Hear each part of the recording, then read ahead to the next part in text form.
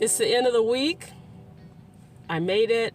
I'm about to join a American Disability Act meeting. They call it a Section 504 meeting.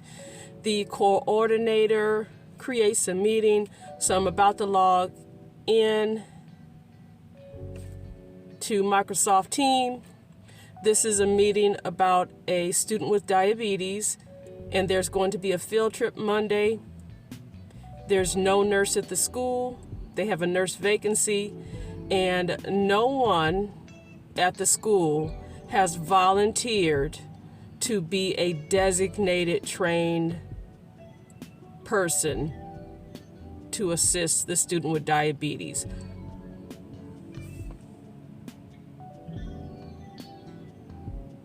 And there's a field trip that's going to be Monday. So I'm about to join in and attend that meeting. I've already sent the feedback. What I'm thankful for is the venue is at a central location in Atlanta.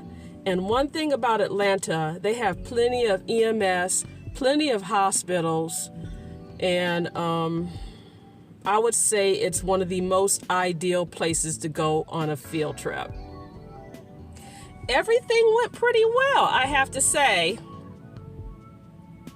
I came in with my suggestions, and a lot of my suggestions were around when the blood sugar should be checked. Ideally, I asked them to get it checked before the student loads the bus, and then we went through the whole routine, loading on the bus, how long they were going to be at the venue, which is located in Atlanta, and then they're going to have a time of going to the restroom, and they call it transition. And so the student is going to have a very low carb snack, protein preferably, and what that's going to do is help the student to maintain their blood sugar till they get back to the school. At that time, the nurse is going to be there waiting for the student, and then they will do their normal routine. This student has a plan that's based on whatever their pre-lunch blood sugar is. It determines how much insulin.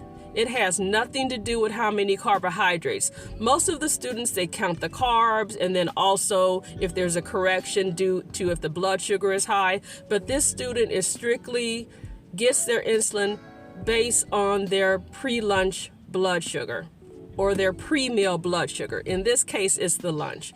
So the student normally has an earlier lunch, but it's being postponed at least for around like an hour and a half. So that's why we're doing the protein, high protein, low carb snack.